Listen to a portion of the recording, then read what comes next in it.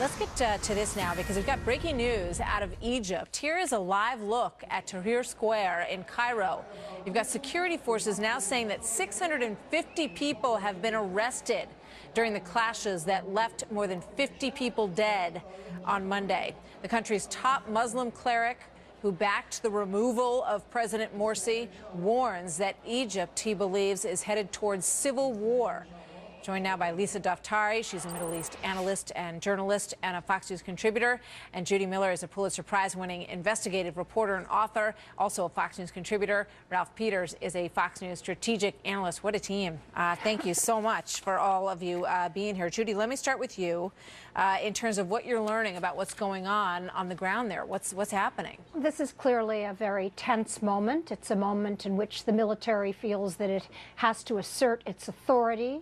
It has to tell the Muslim Brotherhood that if they continue to resist what's happened, they will be killed, as what happened in the mosque yesterday, or they will be arrested. The Muslim Brotherhood is a top-down organization, and the military is taking this step to prevent an all-out civil war. Yeah. Lisa, you know, we have talked about the different stages of revolution, and you had the toppling of Hosni Mubarak, and then you had this, what looks to be now, an interim Muslim Brotherhood government, which no doubt is scrapping to hang on to some control in this situation. So, you know, are we looking at a possible return to a Mubarak-style government where you've got the military backing their leader?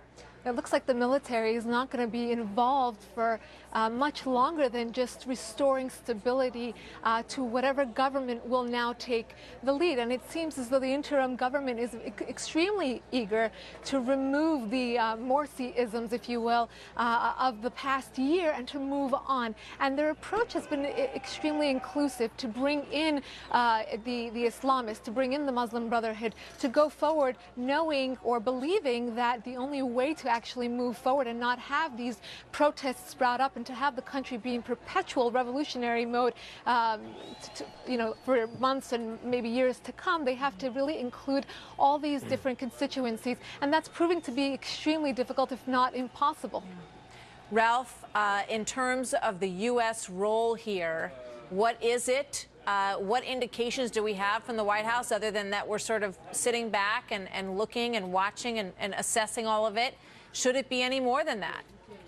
Well, I think we need to get over our national narcissism, imagining that we can decisively influence events. We can play constructively on the margins of events throughout the Middle East if we do our homework, which we rarely do. But if you look at Egypt and what's happening, it's going to be a long time, decades, before Egypt really can modernize itself socially, even spiritually. And you got to be patient. But if I may make one point, Martha, the shootings on Monday outside the military headquarters and near a mosque were absolutely a provocation by the Muslim Brotherhood. There is no advantage to the military in firing on civilians. The military doesn't want to do that. They were attacked, and when military is attacked in Egypt or anywhere in the Middle East, they're going to respond in force. But I agree absolutely with what Lisa and Judy said. The military doesn't want to govern directly. It wants to protect its equities, but it wants a civilian government as inclusive as possible. Is there any hope, Judy, as you look at this situation? Because, you know, when the Muslim Brotherhood ended up winning the election, you know, I think the world sat back and said, well, you know, they had an election and the Muslim Brotherhood won, and there was, you know, sort of an acceptance of that at that point. But then they went on to behave in a way that wasn't at all what they campaigned on, and, you know, cracking down on journalists, cracking down on Christians, taking away the freedom of the press in the country, you know, lots of surprises. I guess they weren't to everybody, but, you know, not exactly what they campaigned on, as I said. So where is there a possibility that a democracy, that a better alternative emerges for Egypt, and how likely is that? Well, I think that there is a possibility now because we have had this terrible experience in Egypt with the Muslim Brotherhood.